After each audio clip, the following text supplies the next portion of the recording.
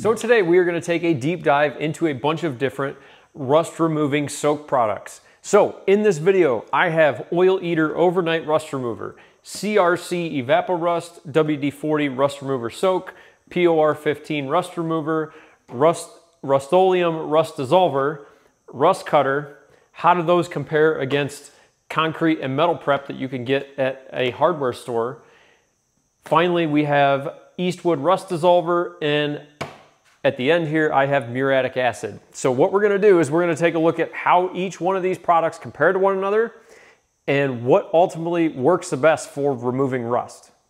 All right, now at this early stage in the video is usually when I start getting comments from people saying I should have included product X, Y, or Z that isn't necessarily on the bench behind me. Now, what I think a lot of people don't necessarily realize about these rust removal products is they fall into one of three different chemistries. So everything I have sitting here on the bench is one of three chemistries. And chances are any product that you're gonna suggest is gonna fall into one of those three categories. So really ultimately what we're comparing in this video is how three different chemistries of rust removal work compared to one another. So when you guys go in the comment section and you say, I should have used OSFO because you've had great luck with OSFO in the past, first of all, I appreciate all those comments because I've found out about a lot of different products from you guys. But what you have to realize is I would invite you guys to check the SDS sheet on whatever product is your favorite that isn't necessarily featured in this video, because I'm here to tell you there's probably a 99.9% chance that the product you're speaking of that isn't in this video is going to fall into one of the three chemistries that we're going to talk about in this video. So at a certain point, you're just talking about a brand name because the active ingredient is going to be the same. Okay, so what the heck are the three different chemistries I'm talking about here? Well, one is going to be chelation, and that is going to apply to the Oil Eater, the Evapo-Rust, the WD40, and the POR15. These are all chelation type products. Now, chelation products, they all have slightly different ingredients as far as what makes them work. But the way you need to think of a chelation product, think of chelation sort of like a claw machine. So you have a bunch of rust on the metal, and the chelation is essentially like a claw machine that just plucks that rust off of the metal and suspends it in the liquid. When you move over to the acid, think of the acid products like a bulldozer. So you're just taking that whole top layer of metal and rust right off the surface. The acid does not care what it's taking.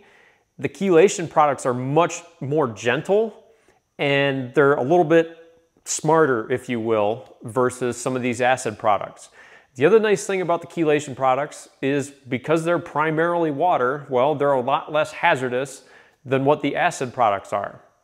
So the second type of chemistry we're going to be dealing with is going to be phosphoric acid. Now, in this test, the phosphoric acid products are going to be the Rustoleum Rust Dissolver, the Rust Cutter, and then finally the concrete and metal prep. These three products are the phosphoric acid products in this video. And the majority of the low-cost retail rust removers that you are going to find, they are going to be a phosphoric acid rust remover.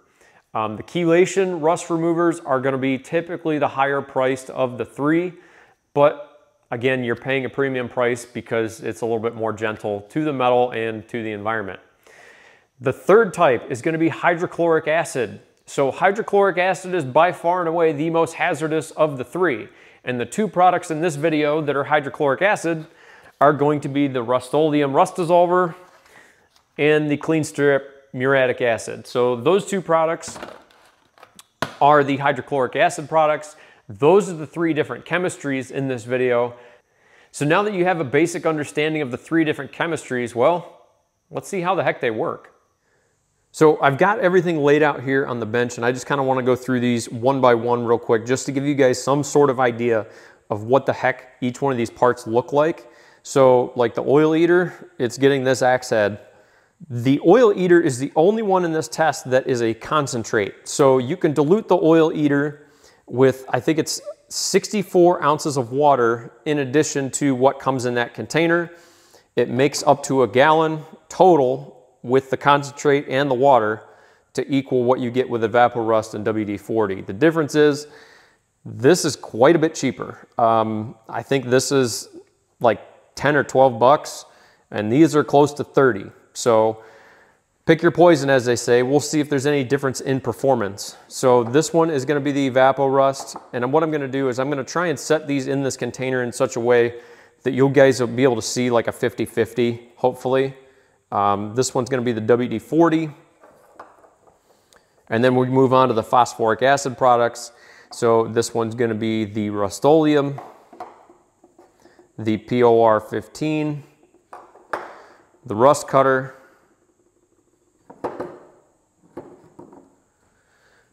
the concrete and metal prep, which is essentially just phosphoric acid with a different label on it. The Eastwood Rust Dissolver, which is hydrochloric acid. And if you look, these two that are hydrochloric acid, these are actually rusted much worse than, like, for example, the oil eater. There's not nearly as much rust on that oil eater sample as what there is down here on the two with the hydrochloric acid, and that's intentional. Hydrochloric acid is going to work a heck of a lot quicker and a heck of a lot better than some of these chelation products down here on the end, but they do have advantages over hydrochloric acid that we'll go over a little bit later. So let me get my containers and get these things filled up and get this test running. So it's just after 2:30. I just put all these in. They all have roughly the same amount in each container.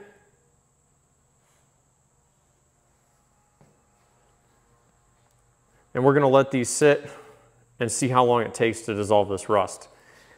I'll be honest, the hydrochloric acid products here on the end, this one specifically is the clean strip muriatic acid. This was clear when I put it in the container 2 minutes ago. All right, so it's been about an hour at this point. So I'm gonna go ahead and pop all the tops on these and just see what we have. So I'm gonna start out here with the clean strip, the muriatic acid, and essentially it's clean. With the exception of where it was sitting on the bottom, it's like new. So that one's gonna be pretty much your top performer.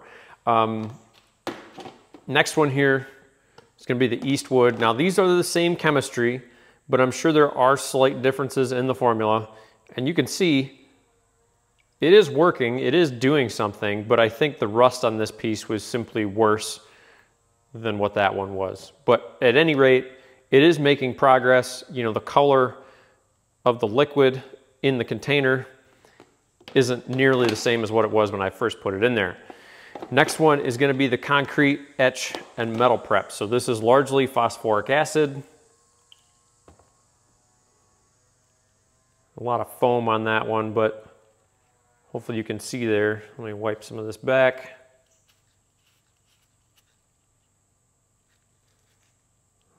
Dip it again. It is making progress, but not nearly as quick as the stuff on the end. So I'm going to put that back in, let that do its thing. Next one here, we're going to move over to Rust Cutter.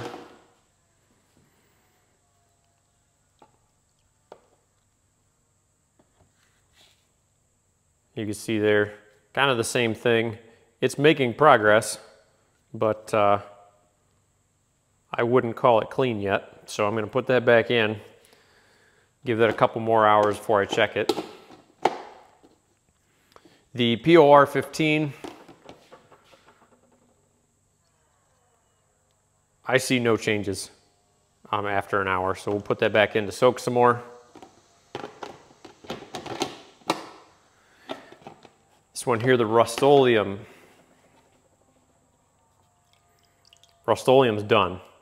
I think it has to do with the amount of rust on this hammerhead.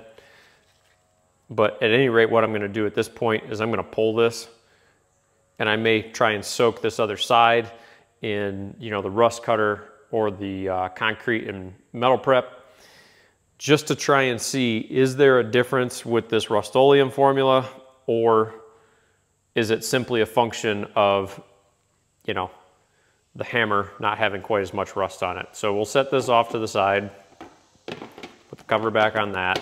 And then when we get into the chelation products, as you would imagine, there really isn't much progress here yet. There's a little bit going on there with the WD-40, but at any rate, it's not ready. We'll put it back into soak. Evapo-Rust, it's going to be the same story. After an hour, a little bit of progress there, not a ton. But we'll put this back in, let it do its thing. Final one here is going to be the oil eater, and you can see the oil eater was clean.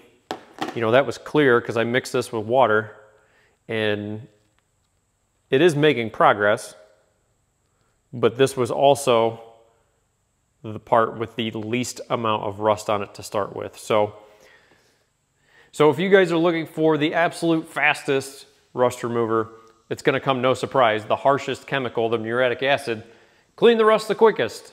In other news, water's wet.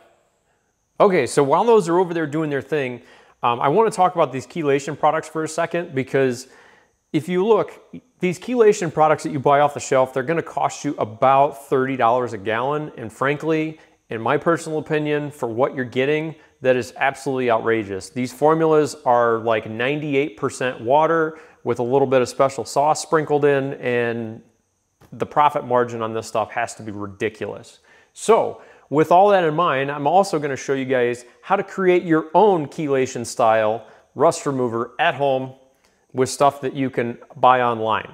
All right, so let's say you're in a situation where you don't want to necessarily pay $30 a gallon for a chelation rust remover.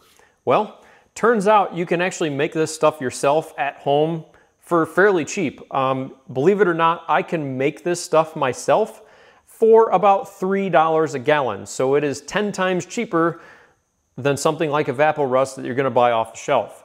So what you're gonna need for this is you're gonna need distilled water, something called disodium EDTA, citric acid powder, and perhaps a drop or two of dish soap. So what we're gonna do is we're gonna take our citric acid powder and get our scale going here, get that fired up, and we're gonna add 285 grams of citric acid powder into a container.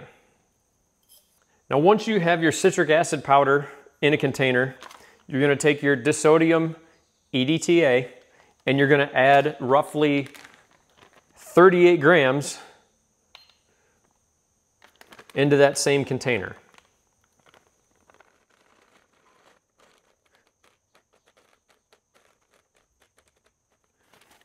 So now you take that whole mess and you dump it in a gallon of distilled water.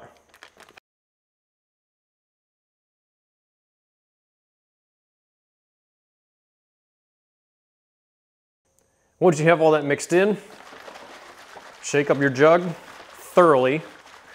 You can also heat up the water if you feel like it. That'll help it dissolve, but basically just shake up this jug until all that powder is fully dissolved in the water.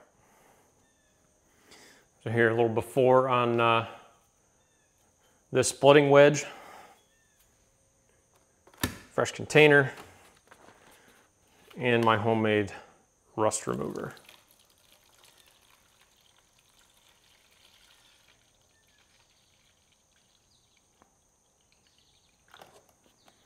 Do half of it so we get a good 50-50. So before I show you guys the results of this chelation rust remover formula that I created, I've got a couple requests from you guys. Number one, if you guys got something out of this video, please go down and consider hitting the like button, leaving a comment, or subscribing, because ultimately your interaction with YouTube videos is what causes YouTube's algorithm to drive more views. So ultimately your interaction with this video is going to determine the amount of success that this video has. The second thing is what you have to understand here is I have open sourced a chelation rust remover formula to the entirety of the internet. there is nothing stopping me from keeping this formula to myself, going out and buying bottles, putting my name on a bottle, and dumping this formula that I just open sourced into that bottle and profiting from it. So what you have to understand here is a retail rust remover like Evapo-Rust WD40, POR15, take your pick, any of these chelation rust removers, they're gonna set you back between $30 and $35 a gallon. And I just open sourced and gave out a formula to give you the exact same performance for $3 a gallon. So if you could take some of that savings and go down to the thanks you button and consider making a donation to the channel, I would appreciate it, because like I said, I could just as easily keep this sort of information to myself and create my own products and profit from it. I'd rather just open source things like this to the internet and have you guys create your own formulas and save a bunch of money. All right, so after 4 hours soaking in my homemade chelation formula, here's the results. Pull this thing out of here. And you can see there is a very, very defined line where this was exposed and this down here was soaking in the product. And you can see it has totally removed the rust off of this part. And the other thing that you guys need to note here is if you look right here by my thumb, hopefully the camera can pick this up, but right there, there's paint in those ridges. If this was a phosphoric acid formula, the phosphoric acid or the hydrochloric acid would have destroyed that paint. So that green paint being on there tells you that this is in fact a chelation formula, just like Evapo-Rust, just like WD-40, just like POR15, just like the oil eater. The difference is this formula is 1/10 of the price. When you buy the materials to mix it yourself, it's going to give you largely the same performance in the same amount of time at 1/10 of the price. This formula is about the same cost as distilled white vinegar. A gallon of distilled white vinegar at Walmart is about $4. I made this gallon of product for about $3.50, $4 in that neighborhood, and this is going to work much better and it's much safer to the metal, like if you have a finely machined part, than what any acid product is going to be. So when it comes to chelation rust removers, guys, homemade formula is going to be my pick, strictly based off of price. There's nothing wrong with any of the retail products, but when you can make your own version for $3 a gallon, it's pretty hard to justify going out and buying any one of these. All right, so taking a look at the bench here, guys, I've got each part sitting on top of the container. Every part has been pulled out of the soak at this point. And what I did was, as the part was derusted, I pulled it out of the soak. So we're gonna see how long each one of these formulas was able to derust some of these parts. The other thing that I did here was, once I pulled the part out of the soak, I wiped them off with a rag just to get the formula off of the metal, and then I set them on top and let it sit. And the reason that I bring that up is some of these parts actually re-rusted. So the muriatic acid down here on the far right, this had this part derusted in about an hour. But unfortunately, when I came back to it the next morning, it had flash rusted again. So the next one here is going to be the Eastwood, and I'll be honest, the Eastwood probably had the worst part to deal with as far as rust was concerned. This was probably the most heavily rusted piece in the entire test. And what I'm going to do for you guys is, you have to understand the Eastwood and the muriatic acid have the exact same active ingredient. It's hydrochloric acid. Well, they're diluting hydrochloric acid with water. So I want to know which one of these formulas is ultimately stronger. So to do that, what I'm going to do is I'm going to take these two parts and flip-flop them. So I'm going to take this part, put it in the Eastwood, and this part, put it in the muriatic acid on the section that still has rust on it. And then what I'm going to see is how long it takes the muriatic acid to dissolve the rust on this part. I'm going to go through and do this with every one of these formulas, but moving on to the clean strip phosphoric acid. This one, again, it took an overnight soak, but I think, you know, the rust on this part was much, much worse than what I initially realized when I started this test. You can see there's a very defined line on this part where it was soaking versus where it wasn't. So you have to understand, like the rust cutter, this part the rust cutter had this part derusted in about an hour, hour and a half. This one took an overnight soak, and it's simply due to the fact that these two parts have two totally different amounts of rust on them. So again, like I did with the hydrochloric acid, I'm gonna flip-flop those parts.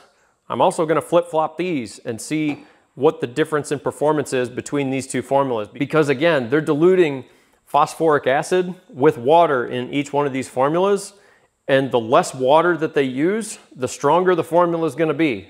So hopefully this will give us some sort of idea of which one of these two formulas is actually stronger.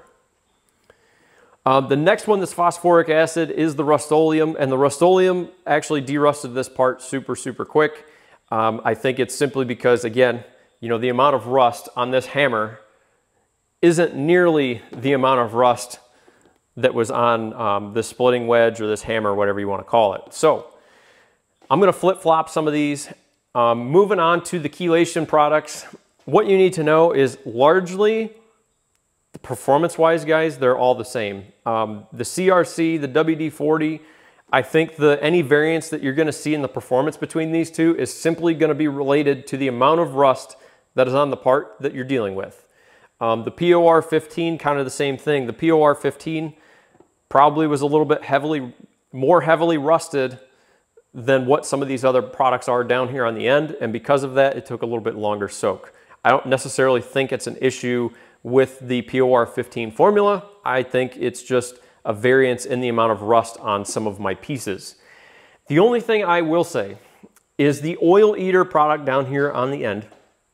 This stuff, it's so heavily diluted, guys, that it's just not that strong. You see the amount of derusting or rust removal that it's done.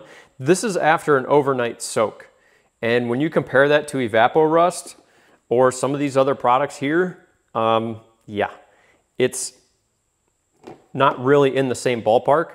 So what I'm gonna do now is I'm gonna flip-flop a bunch of these and just try and get some sort of idea, especially on these acid products, to try and see who's using more water in their formula versus some of the others. All right, so taking a look at all the different parts after I switched them, we're gonna start down here with the muriatic acid. Now the muriatic acid part, this was originally in with the Eastwood. And after 2 hours, guys, it is completely stripped. You know, there's that little strip there in the middle of the piece. When it's sitting on the bottom of the container, that's what it's resting on. So that part didn't necessarily get fully stripped. But you have to remember, with Eastwood, it took a full overnight soak to get it to this point. Muriatic acid got it to this point in 2 hours. So it's pretty clear that, yeah, these are both hydrochloric acid, but this has a higher concentration of hydrochloric acid than what the Eastwood does. So when you look at the part that was originally in the muriatic acid, when I soaked it in the Eastwood, it got it to this point. And if you remember, the muriatic acid had this part completely stripped on the other side before it flash rusted again in an hour. So it's pretty evident that the hydrochloric acid, between the two hydrochloric acid products, the muriatic acid is going to be your winner.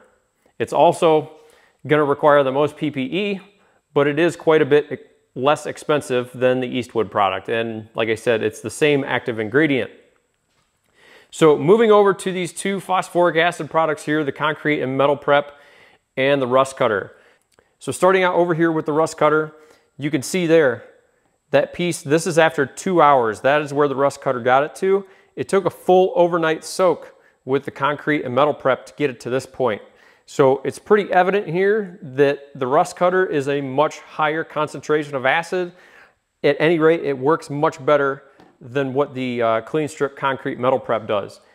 That isn't to say the concrete metal prep doesn't work, it's just a little bit quicker.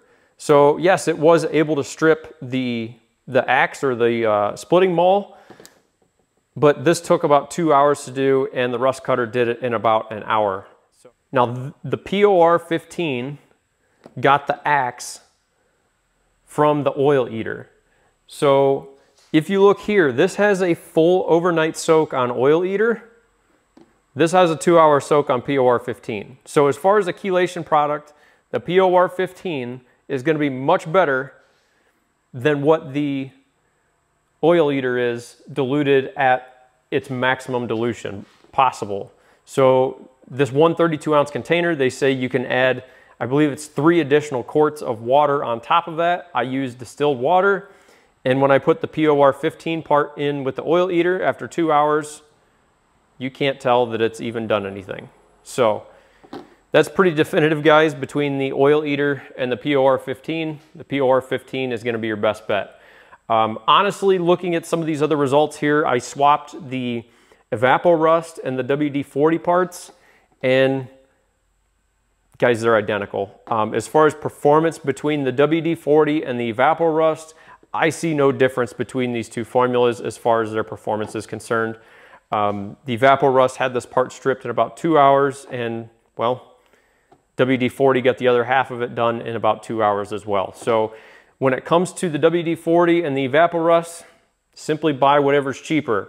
How these two products compare to POR15, I would go with the Evapo-Rust or the WD-40 simply because the POR15 Rust Remover is not nearly as widely available, and it only comes in 32-ounce sizes. So it's just very limiting if you have large parts to soak, whereas, you know, something like the Evapo-Rust or WD-40, it's gonna be much easier to find, and frankly, it's gonna work just the same. So guys, taking a look at the overall results, it should come as no surprise that the harshest acid cleaned the rust off the quickest. The muriatic acid from a hardware store was by far and away the fastest working thing of anything I have sitting here on the bench. But it's also the most harsh.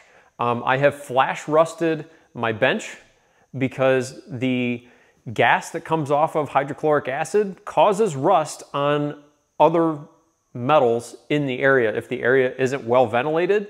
Well, if you look at the corner of my bench here next to the vise, it's actually rusted. It's actually started to flash rust. So like I said, it's very, very imperative that when you're using a hydrochloric acid rust remover, you need to make sure that it is in absolutely extremely well ventilated area, and preferably away from the tools in your toolbox, because you're gonna flash rust anything in the neighborhood of this stuff.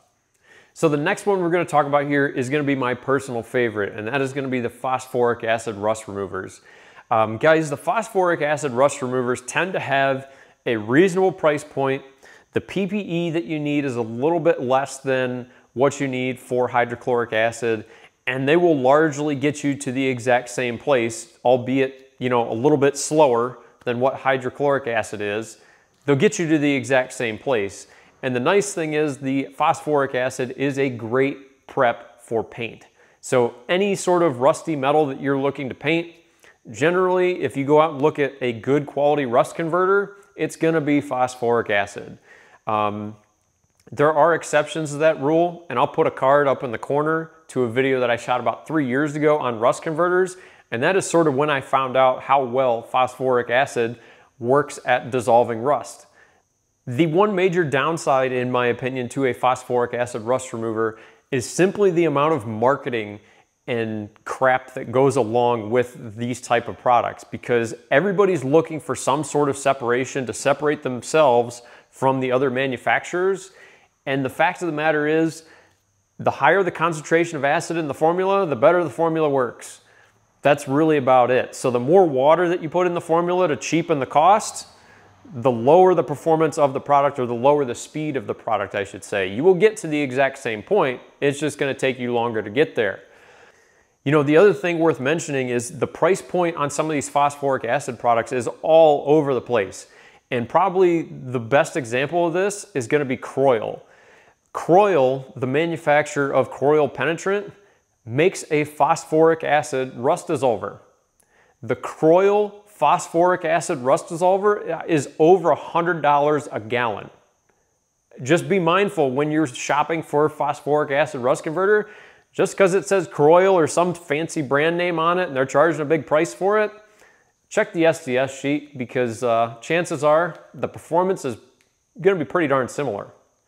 So that brings us to chelation. Now the chelation products, guys, like I said at the beginning, they are the least harsh in all aspects. They're the least harsh to the metal, they only remove the rust, and they require the least amount of PPE. The other nice thing is disposal of that stuff is pretty darn easy, because as far as I'm aware, you can pretty much dump this stuff down the drain and it'll be perfectly fine, because it is such a mild acid compared to, you know, something like hydrochloric acid. You need to neutralize that hydrochloric acid before you go dumping it in a drain. Now, the thing is with these chelation style products, these products were actually developed for manufacturing. These products were not necessarily designed to be sold to the retail consumer. At some point, they realized, hey, we could market this to consumers. What these products were actually designed to do is they were designed to remove flash rust on manufactured parts in a manufacturing environment. So, for example, let's say you are GM. And GM, you work at a GM casting plant and you're casting engine blocks. Well, let's say you set that engine block outside and it happens to rain. There's flash rust all over this brand new casting. Do you think GM's gonna go through the time, money, and effort to melt down that casting, recast a new block, and remachine just for some rust? No. You know what they're gonna do? They're gonna soak that engine block in a chelation type rust remover, because these chelation type rust removers, they're such a mild acid, typically you don't need to remachine the block. There's a couple downsides to chelation type products for me personally. One is they do not accept paint nearly as well as a phosphoric acid rust remover. So you have to think to yourself, when you're removing the rust from whatever item you're dealing with, what are you looking to do with this item? So if you're looking to just simply remove the rust, by all means use the chelation product. But if you're looking to paint it afterward, you're gonna wanna use the phosphoric acid, because the phosphoric acid will etch the metal and give you better adhesion between the paint and the metal. The one word of caution that I will tell you guys, and I've seen this, you know, firsthand, is some of these companies that sell chelation type products will market their products to be used, like, let's say, inside a fuel tank. All spring long, we field questions like this. The reason is people put their motorcycles up for the winter, and then when they come out in the spring, their tank is completely rusted. How do you get rid of that rust? Well, the safe and easy way is to use Evapo-Rust Rust Remover. Pour Evapo-Rust into that tank. If you can fill it all the way up, fantastic. Let it sit in there overnight, drain it back out. Once you've drained it out, rinse that out with water. And these products will work great inside a fuel tank to strip and remove rust. The issue comes in when you want to coat the inside of that fuel tank with some sort of paint. The chelation products are not a good prep for paint, because they don't etch the metal nearly as much as what phosphoric acid would. So in this example, like if you're stripping the inside of a fuel tank that's all rusty, use a phosphoric acid rust converter, remove the rust, and then that metal inside the tank will have an etch on it that you can then coat the inside of that tank. Well, if you were to do that with a chelation rust remover, it doesn't necessarily work the same way. You could have issues with the adhesion of your paint. The only other thing I'll mention is, frankly, between all these, I don't see huge differences in performance.